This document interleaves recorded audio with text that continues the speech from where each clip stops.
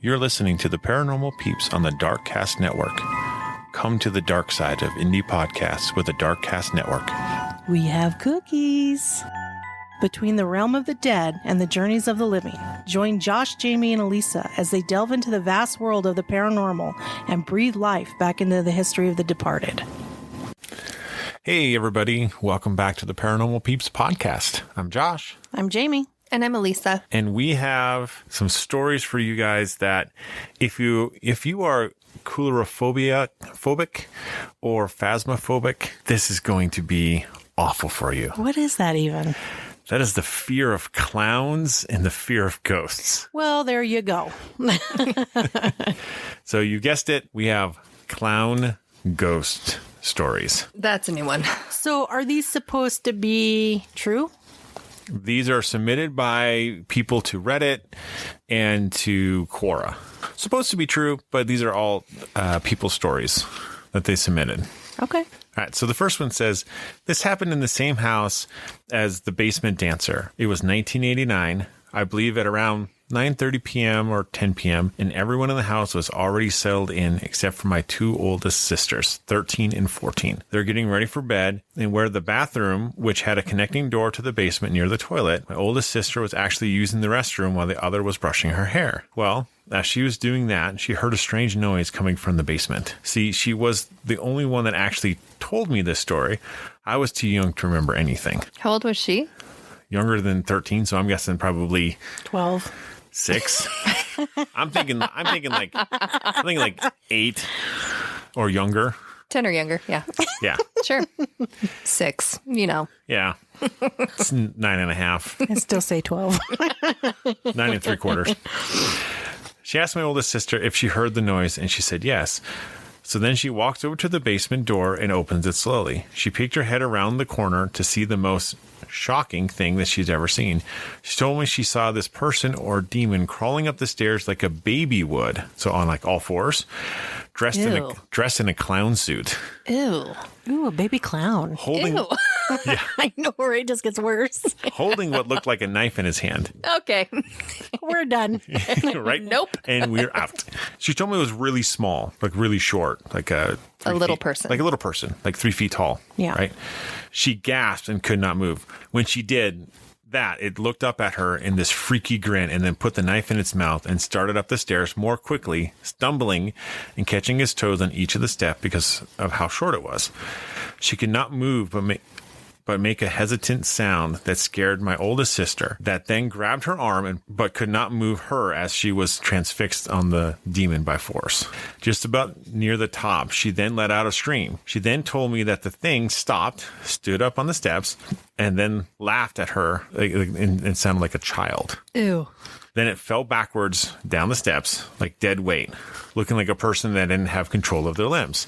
She was then pulled into the bathroom with the door shutting hard.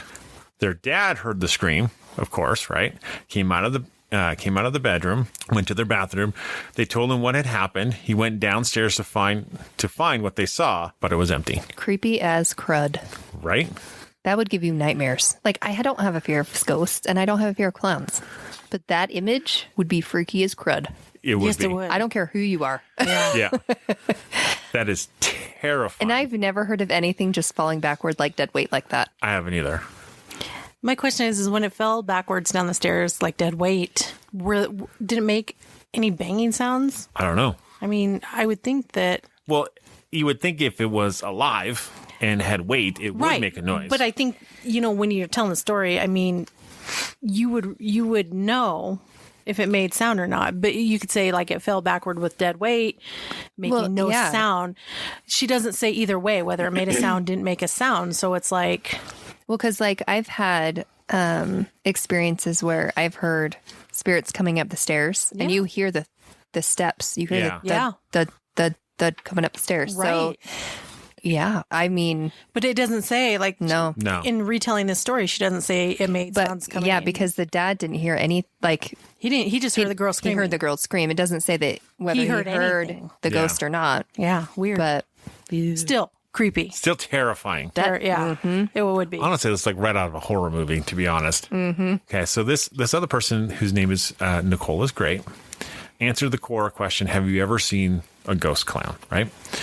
And she said, yes, when I was a little kid, maybe around 9 or 11 or something. I remember going into the bathroom to grab something, and as soon as I went into my bathroom, I forgot what I wanted to take. So I stood there and tried to remember what it was that I wanted. Then he suddenly appeared in front of me. I remember him being taller than me. He looked like a typical clown you'd see nowadays. Red nose and all that stuff. But he had no color. He was in black and white, and he was just staring at me. He didn't smile or say anything. He just looked so sad. I was freaked out, and I immediately ran from him. Not back into the house, though. This bathroom had an exit to the backyard, and for some reason, I ran past him and out into the dark yard. Oh, that does not sound like the smart idea. I ran all the way around to the front yard and sat there crying. Then I saw him again from further away, standing near the gate, looking sad again. I felt like he was telling me goodbye. I wish I could explain this somehow. I felt like he was important to me or trying to tell me something. After that, I went to my mom, and she was talking to my older sister and told them what had just happened to me, but they just laughed it off. I really want to know if this has any meaning. I feel like it's important, but I can't figure it out. I've never been scared of clowns, and I'm still not, but ghosts and paranormal things scare me. Okay, so Nicole, right? Mm-hmm. Yep. First of off, you were too young to go in a room and forget why you went in there. Right. That comes much later in life. So that comes after having kids. Yes. So I mean, come on. But yeah, no, that would definitely scare you. And poor choice in running around the house into the backyard when it's dark. Past it. Yeah. Just poor choice. When you have another option. But nonetheless, sometimes you don't know why you do what you do in moments when you're terrified. Moments. Right. Yeah.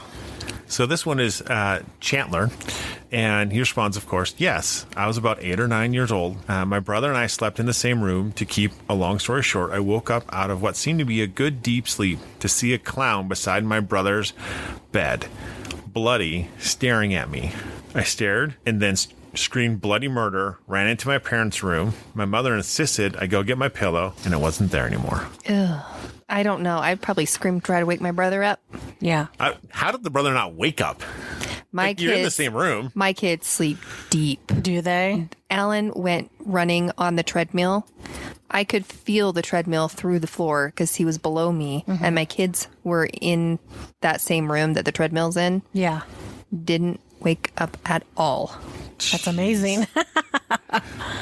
Sleep through a tornado, those kids could. They slept through the earthquake. That's not surprising. Our kid did the same thing, too. Yeah. So this one's from Joe. He said, more of a gesture riding on some weird, very colorful contraption. My main experiences are not that of sight, but when I wake up out of a deep sleep, I've seen images in the darkness, maybe left over from my dreams. But what are dreams anyway? Maybe when we sleep, our minds are in touch with other worlds, not limited by physicality. I believe when I woke, I could see beyond the veil, looking at something that does not exist, just not something existing in our world. Something that doesn't exist in our physically limited science either. So hard to say what he saw. I mean, that could be startling too if you think about it, because it could be any number of things you're seeing and you don't know what they are. That's kind of like how sleep paralysis is. Yeah. You know, I've had that twice. I've had it like twice in one night. Yeah. No, thank you. I've had it twice, and that was more than enough. And I only ever had it in the lake house. See, yeah, that's right. I know what this guy's feeling like, but I had a gigantic spider crawling down the wall. Oh, I remember that. And that was in the apartment. Yeah, you're like, there's a big spider, and you woke me up out of a dead sleep, and you're like freaking out. And I'm like, where? I literally woke up 2 nights ago because in my dream, a spider jumped out and landed on my shoulder, and I woke up freaking out, brushing it off my shoulder, like sitting up out of my bed, totally freaked out, really thinking that it was on there. Yeah. Well, what's crazy is I know I had to have been in that spot between awake and sleep, right? Mm-hmm. Because I remember opening my eyes and looking at the wall, and we always have a TV on in the room, and so I could see the light bouncing and flickering as the TV was on, and I look up at the wall, and this spider that's coming down is the size of a frisbee. No, thank you. Right? I mean, legs all web. No. I mean, I'm like just freak. I mean, I woke me freaked up. out. He freaked out. He woke me up. There's a huge spider in here. I'm like, It's the size of Where? my face. Well, at He's first, like, it's on the wall next to me. well, yeah, and then I tell Jamie how big it was, and she's like, Wait a minute. seriously? Because she's thinking, quarter, like, Yeah. like Your typical Utah spider. exactly. Something that made sense. Yeah. Not a huntsman spider that doesn't even exist here in Utah. I know. I mean, we were looking all over for it, and and I was like, well, how big is it? And he's like, it's like this big, like a dinner plate. And I'm like, oh, okay. Let's say reality here. Do you think it went behind this tiny painting on the wall? Would have knocked it off the wall. Yeah, exactly. His legs would be sticking out of it. Oh, my. So this next one is called The Childhood Clown Incident That Still Has Me Wondering. That's a long title. It is a very long title. When I was around 5 or 6 years old, my younger brother and I, who would have been about 4 at the time, were playing in our front yard as we often did. We lived in a very bad town in Southern California, a town that had a bad reputation and numerous tragedies, especially on the street where we lived. Suddenly, I heard laughter coming from across the street. I stopped what I was doing and looked across the street and saw a clown, full suit, makeup, standing on the upper balcony of our neighbor's house. The clown then took out an umbrella, floated down from the upper balcony. All right, Miss Mary Poppins. Right, and landed right in front of where my brother and I were playing. I remember the clown started talking to us, but I cannot remember what he said. I just remember that he was very loud and would move his arms wildly when he talked. He then took out 2 large circus-style lollipops and handed one to each of us. The clown said something to us, then pulled the umbrella out, floated back up onto the neighbor's balcony, and went inside. I always chalk this up to something I imagined since I was so young when it happened. I never mentioned to anyone until I was 19. My brother and I were hanging out with some friends, sharing stories about strange experiences, like we always do, right? Oh, totally. So I decided to retell the clown story, when all of a sudden my brother's jaw dropped to the floor. His eyes were the size of dinner plates. He said that he remembered the clown and described details about the incident that I left out. Oh, man. I couldn't believe that he even remembered something like that. I was also in disbelief that it wasn't something that I had just imagined. Yeah, that's like a double shock. Like, oh crap, now what? Right? So what were the details? Yeah, I know. Yeah, he didn't say. Aw. Now, this particular street had its fair share of strange and tragic occurrences, from murders, house fires, and overdoses. It was always considered a cursed street. Could we have imagined this? Or was it something that was conjured from all the negative energy of the town and street? Well, okay, so as frightening as that would be, especially since he was really loud and like very animated when he was talking, like his arms and stuff flailing around, the fact that he took out 2 lollipops, handed them to you, and then left you alone. Right. Well, at the same time, though, kids see things that adults don't, and they hear things that adults don't. Right. That is true. And especially when you're that little. 4 and 5. But I mean, that's weird and they both remember it. Vividly. So it can't be... I don't like the things that scared me when I was that age, because I did experience a lot of things that were scary, are very vivid. Yeah. Like I can remember it like it was yesterday. I don't have any videos reminding me of what it was like. Yeah. Like I don't have any pictures reminding me what it was like you do when you're like, oh, I remember that. I remember watching the home video from that. Yeah. It's burnt into your memory. No, it is burnt into my memory, and I remember it very, very vividly and how I felt. So I can imagine... It's just weird Mary Poppiny. Right? Yeah, Mary Poppiny. Because it floats down and then floats up. At least it wasn't a balloon. Oh my gosh. A balloon? I thought it was an umbrella. No, at least it wasn't a balloon. Oh. Yeah. But I wish that he would have included the details that his brother filled in that he had forgotten about. Yeah, that would be awesome. Because it would be nice to know, because maybe it would have given us more of a clue as to why. Yeah. Or like what he was saying. Or what he was saying or whatever. Right. But that's the thing. Yes, it is creepy. It's for super sure. creepy. For sure. It's an odd experience. Okay. So this last one isn't a ghost story. It's actually a horror story / dodged a bullet story. Okay.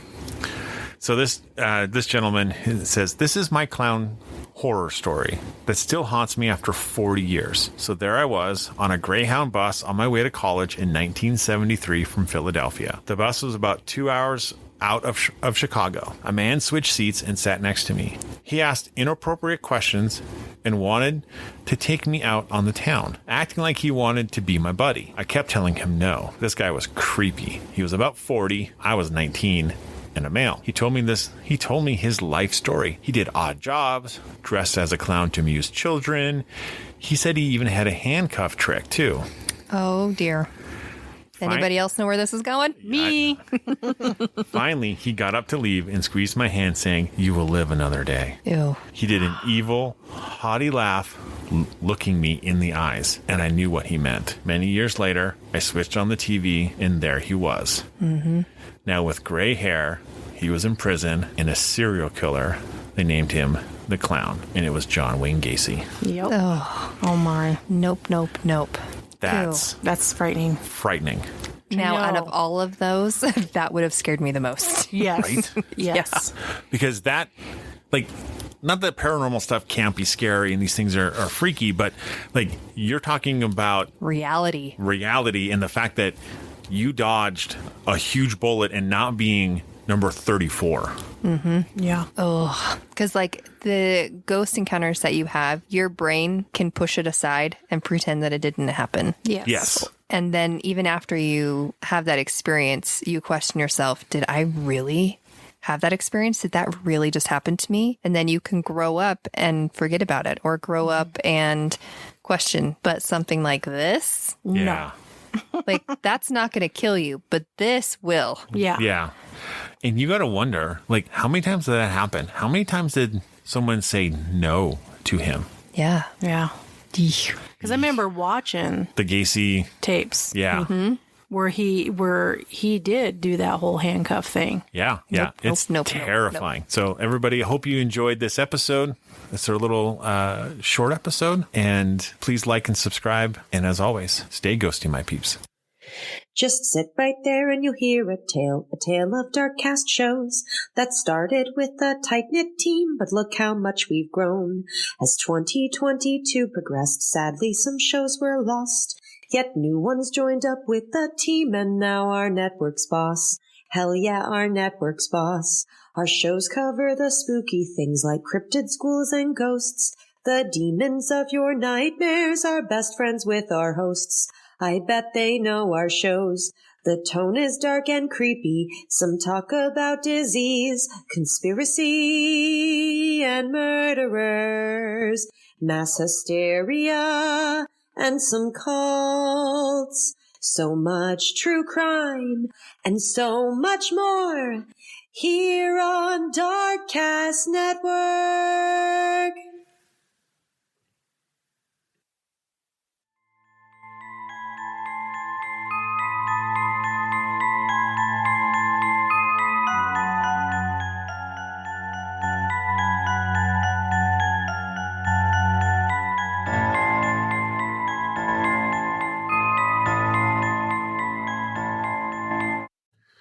Thank you for listening to the Paranormal Peeps podcast.